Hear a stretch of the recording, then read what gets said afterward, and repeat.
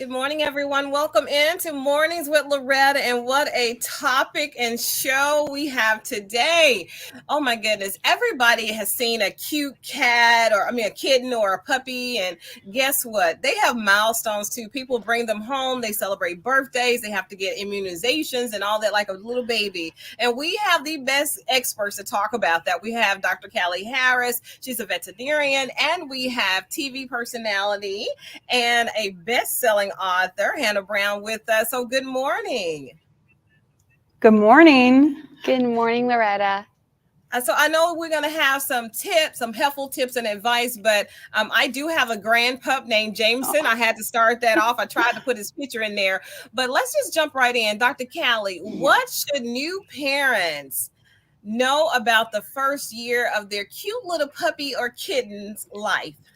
Well, probably what you already discovered with your grandpup is that during this first year, it can be super exciting, both physically and mentally. But what's most important is to understand that there's going to be some key nutritional, behavioral, and just overall milestones to expect, plan for, but also to celebrate with these guys.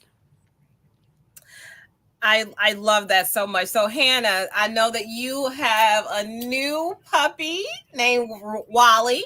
So tell us about that. How has that information that you previously had prepared you for being a pup mom? Tell us about that. Well, having a new puppy is wonderful, but it is hard work and there's a lot of information out there, and to know what to do right can sometimes be hard, but it's been so great to have experts like Dr. Callie to help me along the way. Wally is 8 months old now, so he's definitely still a puppy and growing and learning every day. It seems like every day I look at him and he's grown just a little bit more, learning something new. So it's always a new adventure, but it can be a little challenging to know exactly what nutrients he needs. So going to an expert like Dr. Callie was really great for me to figure out what was the best plan to put him on. So we actually have Wally on Purina Pro Plan Puppy, and that has made sure that he gets all those essential nutrients like the DHA, the calcium, the phosphorus, and the protein that he needs to keep growing strong. So I really want to talk to Dr. Callie, because you that was a great segue into what I want to ask now about the nutritional milestones and facts that you parents should be aware of. Because when I was a kid, which was a long time ago, we fed our puppies and kittens, not the kittens, but puppies, whatever we ate. And I know now with Jameson that my son would not allow me to feed him a chicken bone or anything like that. So kind of just bring us from the past, Dr. Callie, to what was. It really wasn't acceptable, but somehow they managed to survive, to what we really should be doing. So Loretta, first of all, I appreciate your transparency and your honesty with that. And it's all about progression and growth, right? So what's really important for my pet parents to understand is that what you start doing now is going to set your puppy or kitten up for a lifetime of health. And so starting with nutrients, right? Many of my pet parents don't realize that puppies and kittens are in that growth and development stage up to 12 months, okay? So they have a whole chunk of time where we have to really pay attention to the types of nutrients that we're feeding them. And for example, puppy food is going to have a completely different nutrient profile than, let's say, adult dog food. So Hannah already mentioned it. Nutrients like protein, high quality protein that's going to be important for the growth of their muscles, or minerals like calcium and phosphorus, which is going to help support their bone or their teeth, omega-3 fatty acids like DHA, which is going to be really important for vision and brain development, and then even antioxidants that it's going to help support that developing immune system. So I'm not saying what you did in the past was wrong, but I think we can do better. I agree. I know we can do better. And I have, because now I look at, even though when I was little and younger, we had puppies, I thought they were babies, right? And so we took care of them. We loved on them. We made sure they were warm enough or cool enough. But that food habit and taking them to the veterinarian like you, I don't remember my parents doing it. They could have. I just wasn't aware of it. So, Hannah, let's talk about what you already said about the nutrition. What's something else you learned as a new pet mom? Well, it's really important that it's not only just they get the nutrient milestones, but also those behavioral milestones as well. Socialization has been so important for Wally to make sure that he is comfortable with other people, babies, other dogs, and making sure that I get him out, take him on those walks, that he's getting that physical and mental stimulation that he needs. Because if he doesn't, we definitely see that there are toys all over the house. He is wanting to play at all times. So making sure that we really keep him active and healthy, not only with the nutrients that Purina provides, but also with the resources that they provide of what we need to be looking at as pet parents to see our puppies succeed in all aspects of their lives. And really just making sure that full time I'm raising a child basically, and I wouldn't trade it for the world, but it can be overwhelming if you don't have the right resources. So very thankful for Purina and all that they've done to help me out along the way. That is another great segue into this, because I want to ask Dr. Callie. I'm just being very transparent. So I love it. When it comes to taking them to see you or someone in our city, because I know you are in Atlanta, so we can't get Jameson to you, but I know there are milestones to what the care he has to have and the time he can be fed, because I want to feed him all the time if I have to puppy sit. And let me tell you this secret: Jameson is not a puppy, but I think calling him a dog is so harsh because I love him so much. I think that's such a harsh term. He's probably 2 or 3 because he was a rescue. And so I still call him puppy, though. What should we be doing about those milestones, about what's next, the time constraints and all that? Well, listen, Loretta, I totally get it. My 15-year-old Corgi mix is still my puppy. So totally understand that. But you asked some really great questions. And especially when we're talking about preventative care, vaccines, nutrition, it is important to establish that relationship with your local veterinarian. We are going to be the right resource and the experts to help support your pet from childhood, essentially, all the way to end of life. And so preventative care is going to be important, making sure that they're on the right plane of nutrition. Hannah already talked about this too, but socialization is key, because that's what's going to help pups like Jameson, like Wally, be not only more comfortable with other pets, but also coming to the vet clinic, which they're going to spend some time with us as well. You also mentioned, Loretta, about an appropriate feeding schedule. This is going to be a priority too, and something that I always share with my pet parents.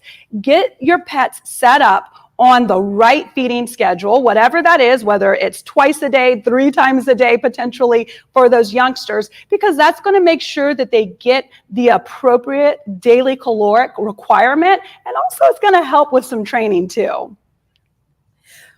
Which is another great way to come into this, because this is my next question. Please give us some training tips, because we had Bailey before we had Jameson, and he was actually living. She was here with me. She was a pug, beautiful as can be. But the training process, it took a while for her. And with Jameson, I think he's a little easier. Is that something between a male and a female puppy that's different, or even a kitten, or is it just a trainer?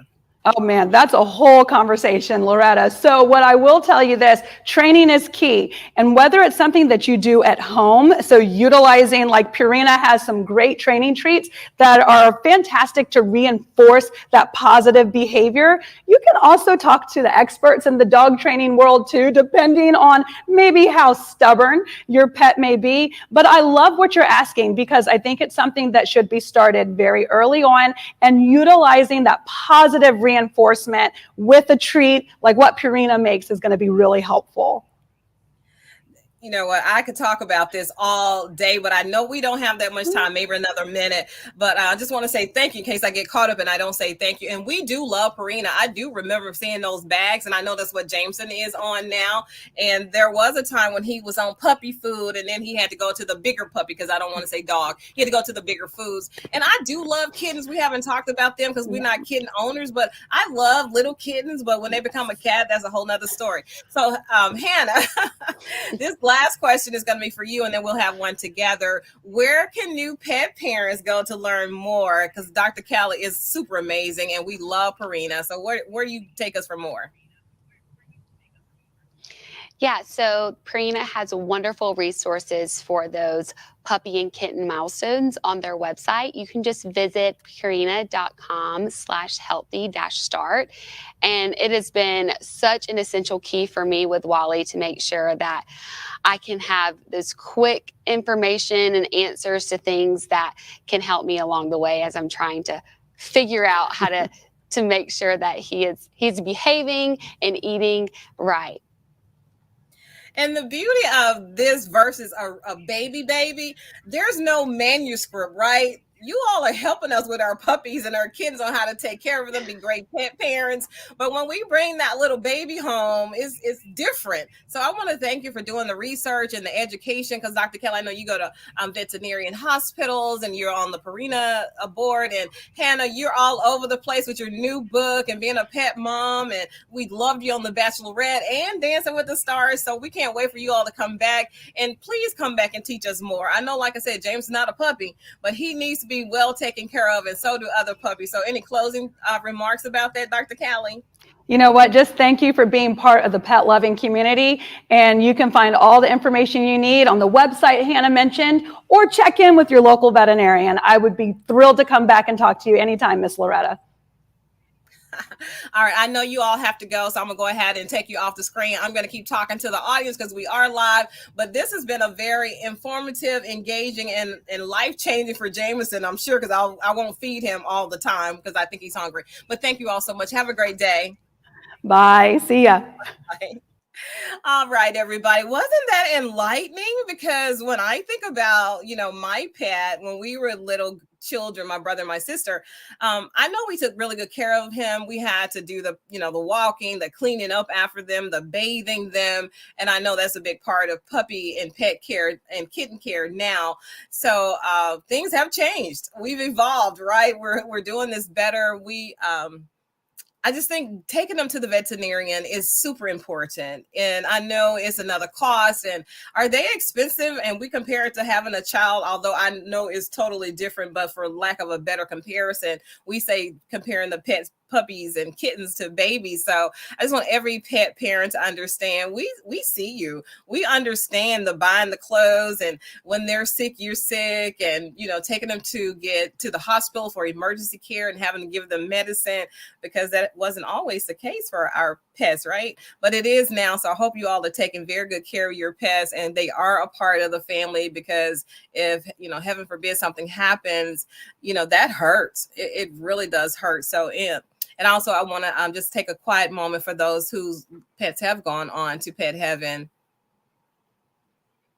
to acknowledge that I know that grieving process is a real thing. So just want you to know, I'm not a pet parent. I'm a grand pet. A grand pup to me, and I get how important they are to families. And now, we realize they add so much value to our families with having the support animals and pets, and how everything is just evolving for the betterment of humans and pets. So continue to take care of them. Please take care of them. And if you see a stray pet, please, if you're not familiar with going and get them and put them in your car, if you're not comfortable and taking them to a shelter, please call a shelter and let them know, because we have to do a better job, even if they're not our pets, of taking care of them, because they are a living, breathing thing, and they deserve a high quality of life as well.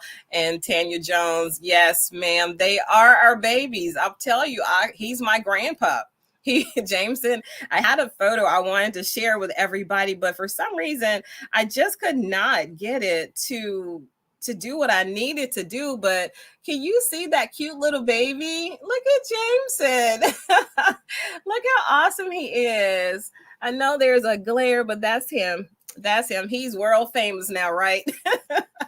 All right, everybody. Thank you so much for watching. And wasn't that interview earlier before this one with the Executive Vice President, Neil Bradley, he with the U.S. Chamber, he's also the Chief Policy Officer. He was talking about retail theft and how that impacts our retail business owners. And ultimately, it impacts us as well because it drives up prices and how people are made that an organized crime. It's not your normal, somebody needs some Pampers or somebody strung out. They need just something to turn around, steal and turn around a few dollars. Now the criminals are doing more. Yeah, thank you. The criminals are organized. They're checking a calculator to make sure they stay within that small felony charge or whatever the lesser of that charge is. So hats off to retailers who keep it going because we need you, we value you, and we're going to continue to support you. Lawmakers, like Neil said, we need policies in place to make sure that we slow this down, if not get rid of it, but slow it down tremendously. So, all right, everybody, thank you so much for watching Mornings with Loretta, and I will see you all soon. In closing, think positive, dream big dreams, help someone along the way, and we will see you all very, very soon. Goodbye, everybody. Your life lives today.